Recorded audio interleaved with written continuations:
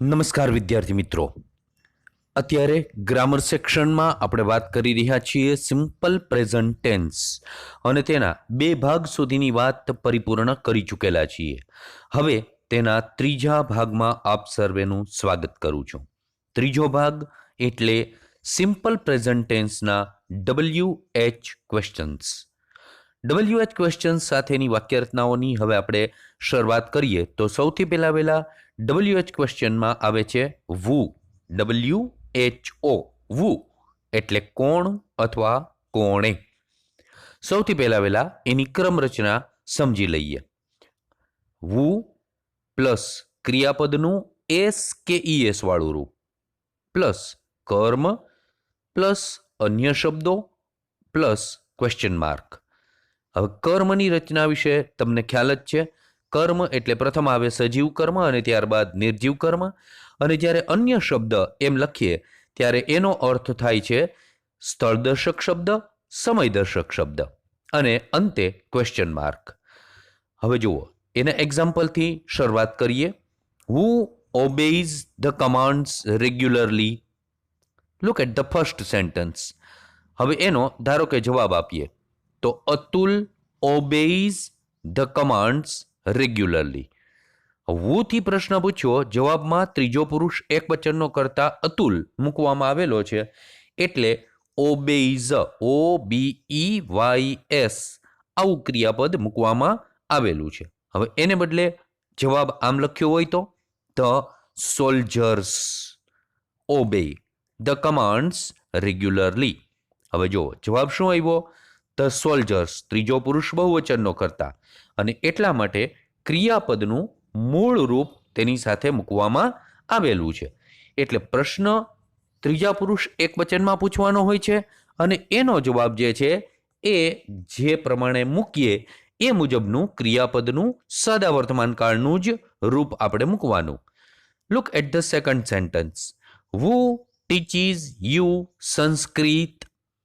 Who teaches you Sanskrit? And the answer is Dineshbhai teaches us Sanskrit. હુથી પ્રશ્ન પૂછાણો, જવાબ આવ્યો દિનેશભાઈ, અને એમાં કર્મના સ્થાન ઉપર આવેલું હતું યુ, એનો જવાબ આવી ગયો અસ, એટલે દિનેશભાઈ ટીચીઝ અસ સંસ્કૃત. હવે ધારો કે એને બદલે આમ જવાબ આપીએ અવર ટીચર્સ, એટલે ત્રીજો પુરુષ બહુવચનનો કરતા થયા એટલે ટીચ અવર ટીચર્સ ટીચ અસ સંસ્કૃત. ત્રીજું એક્ઝામ્પલ જુઓ. Who does not catch the ball? જવાબ Virat does not catch the ball. હુથી પ્રશ્ન પૂછાણો, ડઝ નોટ એટલે નકાર પ્રકારની વાક્યરચના, જવાબ પણ એ જ મુજબ ત્રીજા પુરુષ એકવચનના કરતા સાથે એટલે કે વિરાટ, એટલે એની સાથે ડઝ નોટ જ મૂકવામાં આવ્યું. ત્રીજો પુરુષ એકવચનનો કરતા વિરાટ છે એટલા માટે, એટલે જવાબ આવ્યો Virat does not catch the ball. હવે પ્રશ્ન આમ પૂછ્યો, who does not learn well? હવે એનો જવાબ જુઓ. સમ સ્ટુડન્ટ્સ, ત્રીજો પુરુષ બહુવચનનો કરતા થયો એટલે some students do not. Some students આવ્યું, ત્રીજો પુરુષ બહુવચન એટલે મૂકવામાં આવેલું છે ડુ નોટ લર્ન વેલ. હવે વોટ સાથેની પ્રશ્ન વાક્ય રચના. વોટ અર્થ થાય શું. નિર્જીવ કર્મ અને ક્રિયા બંને શોધવા માટે વોટથી પ્રશ્ન પૂછી શકાય છે અલગ અલગ રીતે. સૌથી પહેલા નિર્જીવ કર્મ શોધવા માટે આપણે પ્રશ્ન રચના સમજીએ. વોટ વત્તા ડુ કે ડઝ વત્તા યોગ્ય કરતા વત્તા ક્રિયાપદનું મૂળરૂપ વત્તા સજીવ કર્મ વત્તા અન્ય શબ્દો અને પ્રશ્નાર્થ ચિહ્ન. વોટથી પ્રશ્ન પૂછીએ છીએ એટલે નિર્જીવ કર્મ તો ગોતવાનું છે, અને એટલે કર્મના સ્થાન ઉપર આપણે લખેલું છે સજીવ કર્મ. ચાલો એની વાક્યરચના સમજવાનો પ્રયત્ન કરીએ. What does Snehal buy BUY buy from this shop today? What does Snehal buy from this shop today?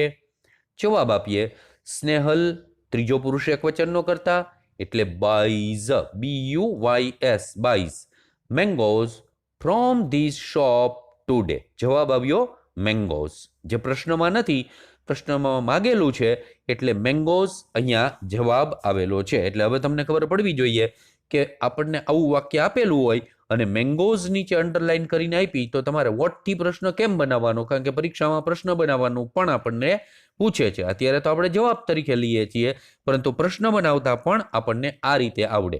બીજો પ્રશ્ન જુઓ, what do we learn from this unit? What do, we આવ્યું કરતા એટલે ડુ થી પ્રશ્ન. હવે જવાબ, we learn from this unit. We learn from this unit. હવે શું જવાબ આવ્યો જુઓ, that we should speak truth. That we should speak truth, આ એનો જવાબ. ત્રીજો પ્રશ્ન, what does Manoj not understand? નકાર પ્રકારની WH ક્વેશ્ચનની વાક્ય રચના. What does Manoj not understand? Manoj does not understand this topic. This topic એ કર્મ. જવાબ આવ્યો. ચોથો પ્રશ્ન, ડુ સાથેની નકાર પ્રશ્નાર્થ. What do they not like? What do they not like? જવાબ આવે છે they don't like to do their homework. બરાબર, they don't like to do their homework. હવે ક્રિયા શોધવા માટેની ક્રમ રચના જુઓ. વોટ વત્તા ડુ અથવા ડઝ વત્તા કરતા એટલે યોગ્ય કરતા વત્તા ડુ વત્તા અન્ય શબ્દો વત્તા પ્રશ્નાર્થ ચિહ્ન. હવે બે વખત ડુ અથવા એની અંદર જુઓ ડઝ પછી ડુ મૂક્યું. બરાબર, ડુ જે બીજું ડુ છે એ ક્રિયા હવે માગીએ છીએ આપણે. એટલે હવે એમાં પહેલું example, what does she do here every morning? પ્રશ્ન કેમ પૂછ્યો? What does she do here every morning? જવાબ, she does exercises here every morning. તો હવે ડઝ એ ક્રિયાપદ આવ્યું અને એક્સરસાઇઝીસ એ નિર્જીવ કર્મ પણ સાથે સાથે આવી ગયું. બીજું એક્ઝામ્પલ જુઓ, what does the doctor do in the hospital? જવાબ, the doctor consults. The doctor consults the patients, checks and treats them in the hospital. તો બધા કર્મ કરતા આવી ક્રિયાપદ આવ્યા, કન્સલ્ટ્સ આવ્યું, ચેક્સ આવ્યું અને ટ્રીટ્સ. આવા 3 ક્રિયાપદો આ એક વાક્યમાં મૂકવામાં આવેલા છે. હવે ત્રીજું example, what do we do now? What do we do now? જવાબ, we watch the TV now. તો વોચ ક્રિયાપદ અને ધ ટીવી કર્મ પણ સાથે જવાબમાં આવેલું છે. હવે ત્રીજું, whom, WHOM, whom એટલે કોને? સજીવ કર્મ શોધવા માટે WH ક્વેશ્ચન whomનો ઉપયોગ કરવામાં આવે. ક્રમ રચના કેવી હોય જોઈ લેજો. whom વત્તા ડુ કે ડઝ વત્તા કરતા એટલે હવે યોગ્ય કરતા એ ખબર પડી જાય, વત્તા ક્રિયાપદનું મૂળરૂપ વત્તા નિર્જીવ કર્મ વત્તા અન્ય શબ્દો વત્તા પ્રશ્નાર્થ ચિહ્ન. સજીવ કર્મ શોધવાનું છે એટલે કર્મના જગ્યા ઉપર નિર્જીવ કર્મ બતાવેલું છે. હોઈ પણ શકે ન પણ હોય. બરાબર, સજીવ કર્મ તો ન જ હોવું જોઈએ.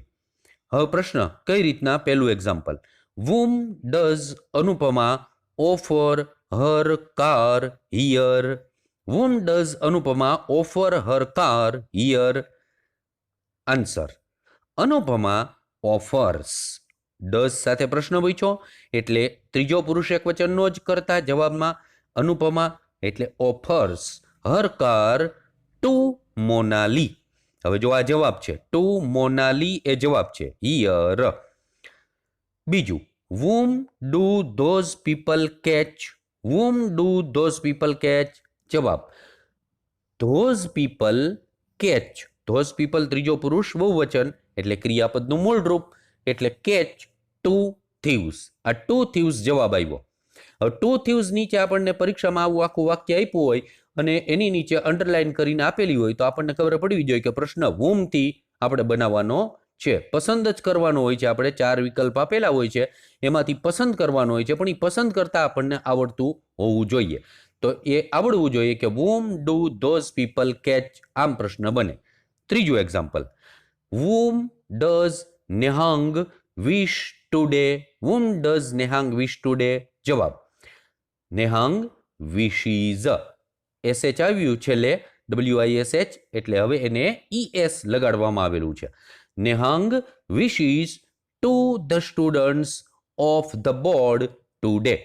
જવાબ શું આવ્યો? To the students of the board. બરાબર.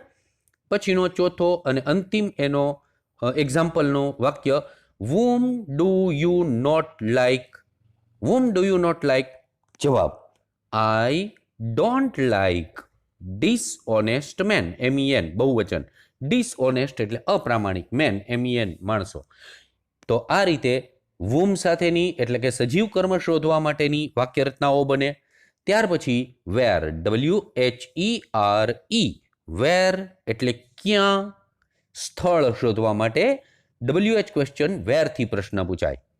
તો where, WHERE પ્લસ ડુ કે ડઝ પ્લસ યોગ્યકર્તા પ્લસ ક્રિયાપદનું મૂળરૂપ પ્લસ કર્મ પ્લસ સમયદર્શક શબ્દ plus question mark.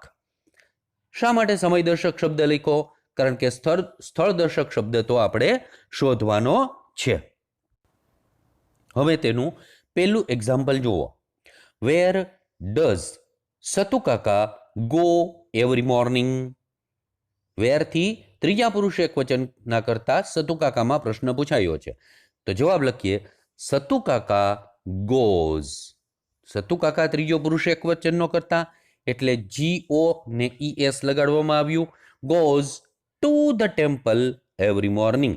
Two the temple એ સ્થળ રજૂ કર્યું. તો વેરથી પ્રશ્ન પૂછ્યો એટલે જવાબમાં સ્થળ આવેલું છે. બીજું એક્ઝામ્પલ જુઓ.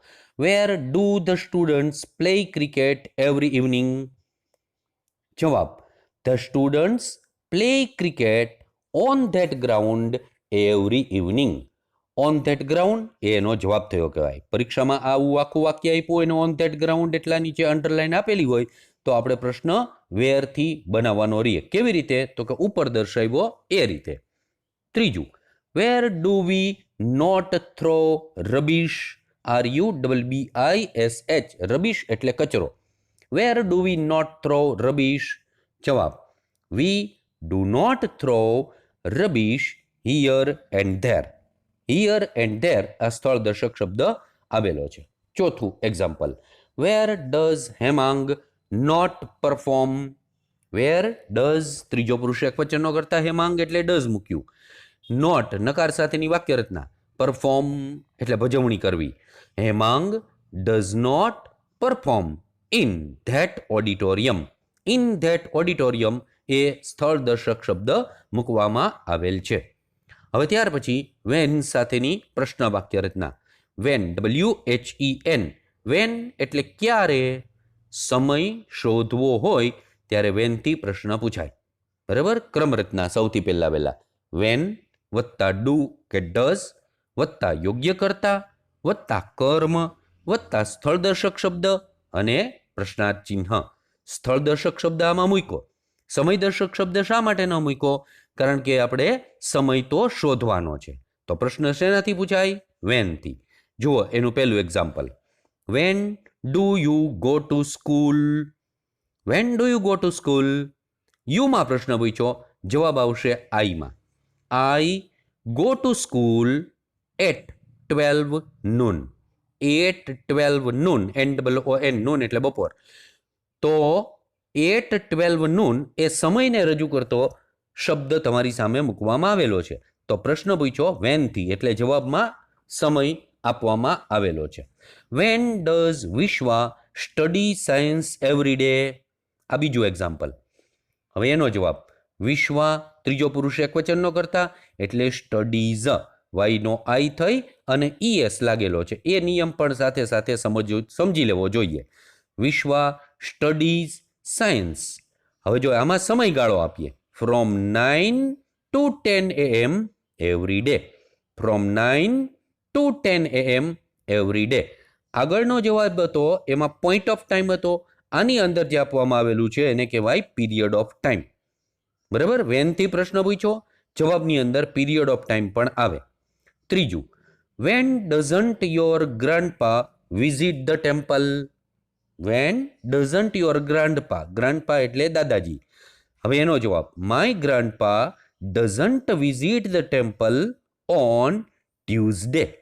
ઓન ટ્યુઝડે એ સમયને રજૂ કરતો શબ્દ મૂકવામાં આવેલો છે.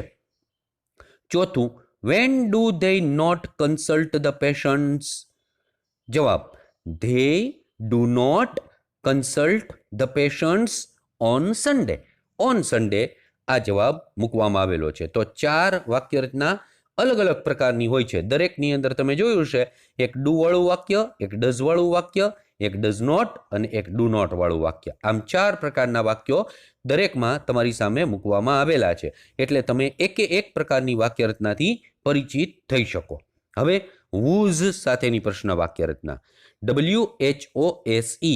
whose એટલે કોનું, કોના, કોની, કોનો. સંબંધ શોધવા માટે whose થી પ્રશ્ન પૂછાય. બરાબર. એમાં સૌથી પહેલા કર્તાના સ્થાને સંબંધ શોધવા માટે કેવી રીતના પ્રશ્નની ક્રમરચના બને છે જુઓ. whose વત્તા જાતિવાચક નામ વત્તા ક્રિયાપદનું યોગ્ય રૂપ વત્તા કર્મ વત્તા અન્ય શબ્દો વત્તા પ્રશ્નાર્થ ચિહ્ન. કઈ રીતે બન્યું? પહેલું example, whose parents support the poor people during the lockdown?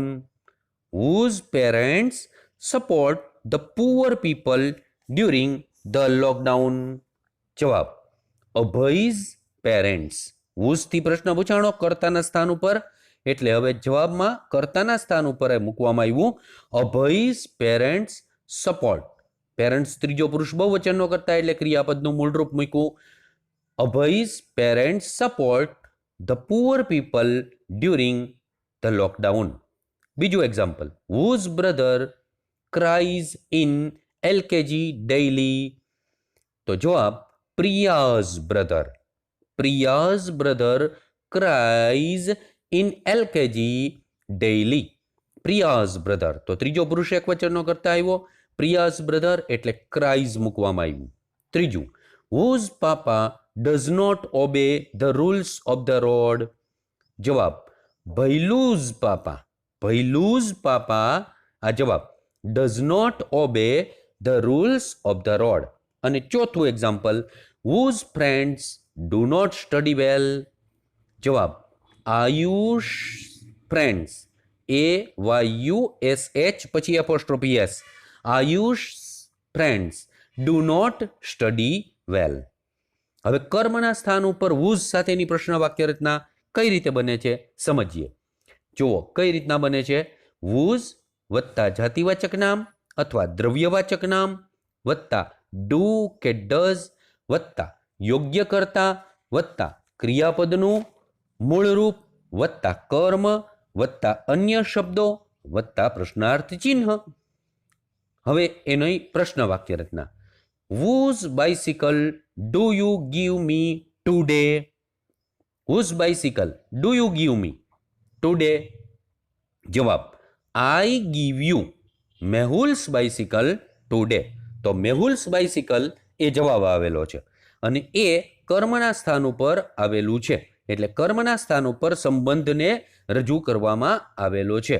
બરાબર. હવે જો મેહુલ્સ એવા આખું વાક્ય આપેલું હોય મેહુલ્સ એટલાની નીચે લીટી કરી હોય તો પ્રશ્ન કેમ બનાવાય એ પણ તમને રિવર્સ પ્રક્રિયા આવડતી હોવી જોઈએ. બીજું એક્ઝામ્પલ જુઓ, whose wheat does Meghna buy from here?